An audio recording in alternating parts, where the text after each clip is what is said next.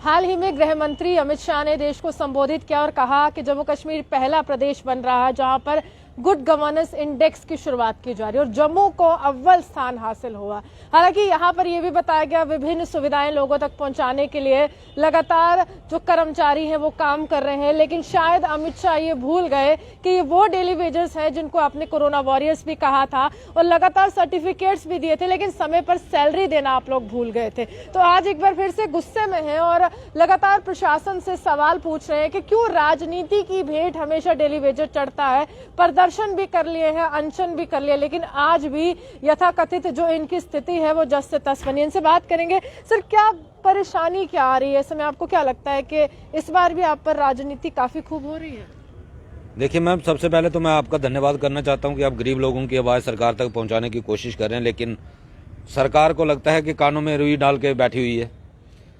जैसा आपने जिक्र किया, हमारे माननीय प्रधानमंत्री जी ने जो अभी होम मिनिस्टर साहब ने यहाँ पे जो इनॉग्रेशन किया, उससे मैं थोड़ी देर पहले की बात करूं, जब यहाँ भगवती नगर में वो आए थे तो उन्होंने अनाउंसमेंट किया था कि जब हमने भारत में मिनिमम वेजेस एक्ट दे दिया, तो भारत का हिस्सा है जम्मू कश्मीर भी। और इतना बड़ा झूठ एक होम मिनिस्टर, जो देश के होम मिनिस्टर साहब हैं, जम्मू कश्मीर में और ओपन स्टेज के ऊपर झूठ बोल के चले गए।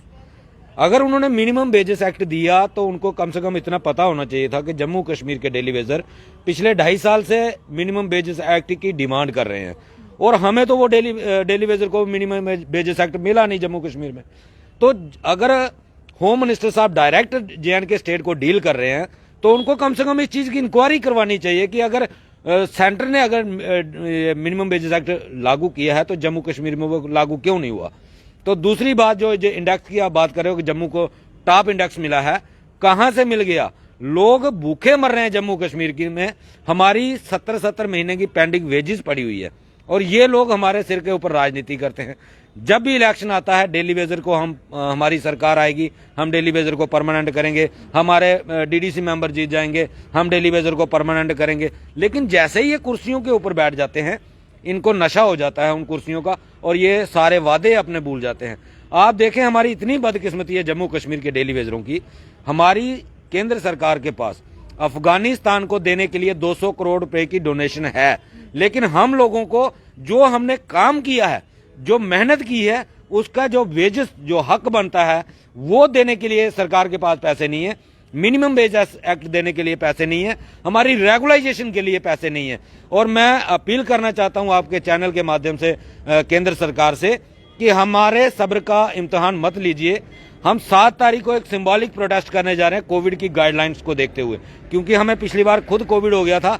हम नहीं चाहते हैं कि हमारा और भी साथी कोई उस चीज को फेस करे जो हमने की थी। इससे पहले मुझे याद है जो जम्मू कश्मीर भाजपा के प्रदेश अध्यक्ष रविंद्र रैना, एक दिन पहले मैंने उनको इंटरव्यू किया था और मैंने उनसे पूछा था कि जो डेली वेजर्स है PHE विभाग के, वो वहां पर बैठे हुए आप जाते नहीं। उन्होंने नकार दिया था। अगले दिन वो खुद ही पहुंच जाते हैं आप लोगों से मिलने। उस समय काफी ज्यादा आश्वासन आप लोगों को दिए थे और आप लोग मान भी गए थे।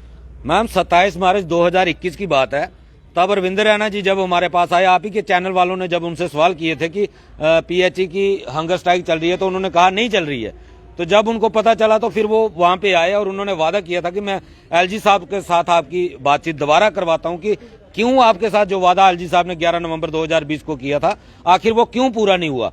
मैम, तब से लेके आज तक ना तो LG साहब से बात हुई है और ना ही उस मसले का कोई हल निकला है। LG साहब से तो बड़े नेता भी मिलने जा रहे हैं, लेकिन आप लोग तो मैं कहूँ रीढ़ की हड्डी है एक विभाग के। जब पानी बंद हो जाता है, हाहाकार मच जाता है, लोग कहते हैं कि पानी नहीं आ रहा है, तब उस समय LG साहब भी ट्वीट करते हैं या फिर विभिन्न प्रशासनिक अधिकारी करते हैं, लेकिन वही LG साहब आपसे क्यों नहीं मिलते हैं? मैम, हमसे मिलके क्या करेंगे गरीब लोगों से? वो तो चाहते हैं कि केंद्र सरकार गरीबी हटाओ का नारा दे रही है ना, कि हम गरीबी खत्म कर देंगे।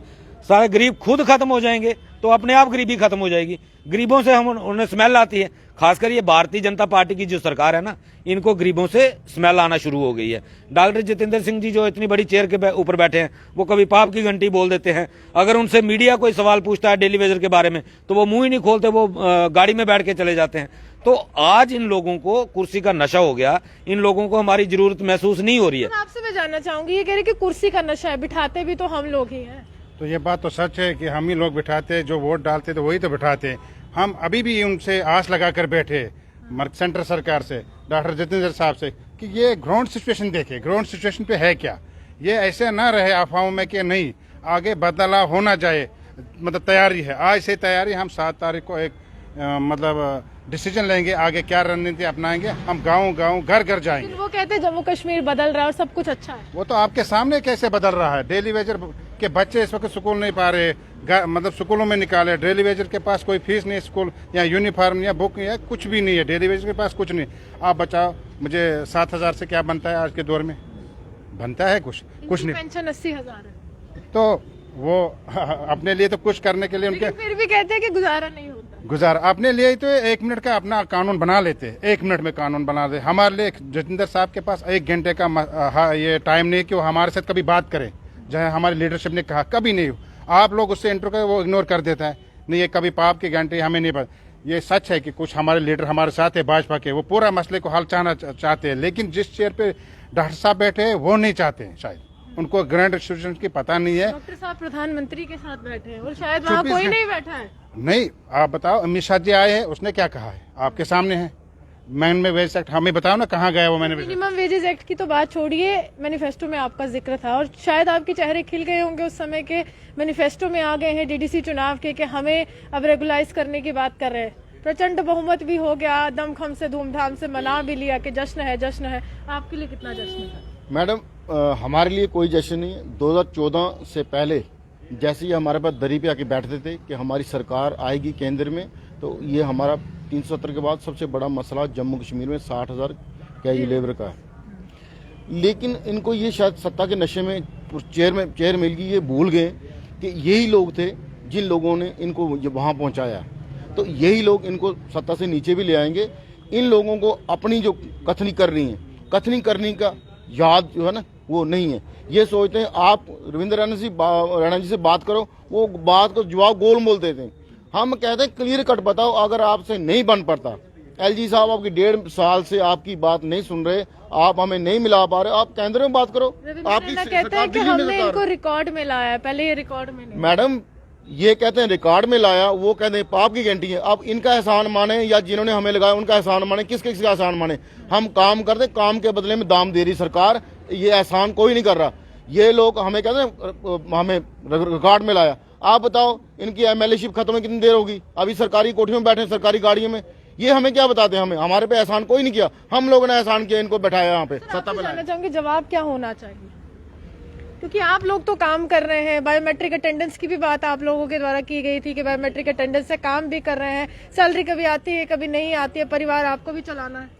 देखिए, जहाँ तक बायोमेट्रिक का सवाल है, ये हमारी काफ़ी देर से ये जो गवर्नमेंट की जो पॉलिसी थी, हमें उससे कोई वो नहीं है, वो कोई ऐसी वो बात नहीं है कि बायोमेट्रिक है, हमारी हो चुकी है ऑलरेडी। और हमारी अभी 7,000 फाइलें जो हैं, हमारा कंप्लीट वो रिकॉर्ड बना के जिनका टेन्योर जितना हुआ है और हर वोचर नंबर और कितनी सैलरी 2000 ये अपना 94 के बाद से इन्होंने शुरू जो किया था, वो हमारी 6-7 हज़ार फाइल अभी वहाँ पे बैठी सेक्रेटरीट में पड़ी हुई है। आप मुझे बताइए वो फाइल में वहाँ पे क्या कर रही हैं? बड़े बड़े ब्यूरोक्रेट्स यहाँ पे आए हुए हैं, बाहर से इन्हें बुलाए हुए हैं, तो क्या वो फाइल में धूल चाट रही है वहाँ पे? ये मैं कहता हूँ ये गवर्नमेंट की नाकामी है, यहाँ के प्रशासन की नाकामी है, और ये हमें सड़कों पे उतारना चाहते हैं दोबारा। आपने हमारी पहले भी एजिटेशनें देखी होगी, हमने गवर्नमेंट को हिला के रखा है। देखिए, अगर हम सत्ता में इनको लाए हैं, क्योंकि हमें इन्होंने पूरा यकीन दिलवाया था कि आप एक बार प्लीज हमें हमारी गवर्नमेंट को लाइए तो हम आपका मसला हल करेंगे। आपने ऑन रिकॉर्ड भी देखा होगा इन्होंने क्या क्या बोला। हमारे साथ धरने के ऊपर बैठ के ये जूस पी के हमें उठाते थे, प्लीज हमें एक बार बना दीजिए, तो उसके बाद हम आपको दे। आज कहाँ है ये लोग, मुझे ये बताइए। तस्वीरें भी बड़ी खूब खिंचवाते थे। हाँ, तस्वीरें भी खिंचवाते थे। हमारे पास वो पुराना, वो अगर आपको चाहिए होगा तो हम आपको पहुंचा देंगे वो वाली तस्वीरें। वही थी सर। हाँ, आप भी वहीं थे।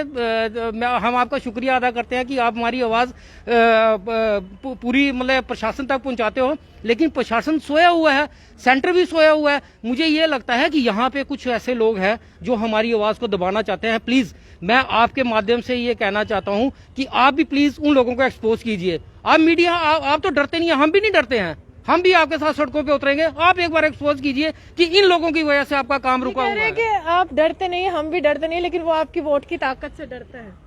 नहीं मैडम, पहले हम मीडिया वालों को शुक्रगुजार करते हैं कि जो यहाँ आए, हमारे गरीब डेली वेजर के पास कि हम क्या बताएं। इन्होंने बहुत वादे हमारे साथ किए, बहुत झूठे वादे किए एलजी साहब ने किए कि डीडीसी इलेक्शन के बाद हम इनको पॉलिसी बनाएंगे, मिनिमम वेजेस एक्ट का मतलब बनाएंगे। वो बजट भी होगी, ना मिनिमम वेजेस एक्ट कही ना कुछ।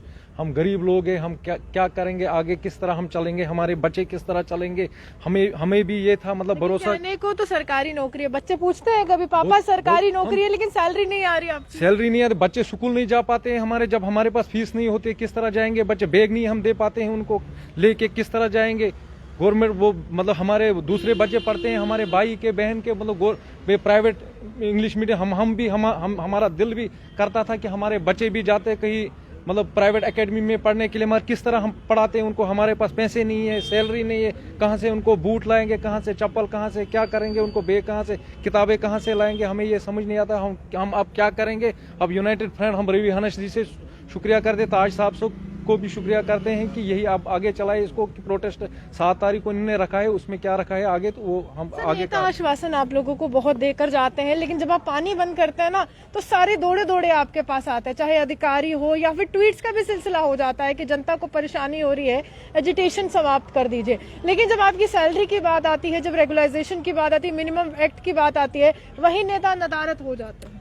ये तो बड़ी अफसोस की बात है। जब हम किसी प्रदर्शन में, एजिटेशन में शुरुआत करते हैं तो मजबूर होकर उस रास्ते पे चलने की कोशिश करते हैं कि हमने अच्छे ढंग से अंदरूनी बातचीत करके हल निकालने की कोशिश करते हैं। तो जब कुछ नहीं मिलता तो उसके बाद एजिटेशन पे हम आते हैं। उस वक्त ये लोग दौड़ते हैं, हमारे साथ बैठते भी हैं, बात भी करते हैं। तो हमारा ये बोलापन मान के चलो, जहाँ हमारी समझदारी मान के चलो कि हम इनकी बात पे सहमत होके एजिटेशन को समाप्त करते हैं, इन पे भरोसा करते हैं, जनता को परेशानी ना हो। ऐसा ही पिछली सरकारों ने भी हमारे साथ धोखा किया हुआ है। तो आज तक ये 28 साल का एक बन गया, बहुत लंबा टाइम।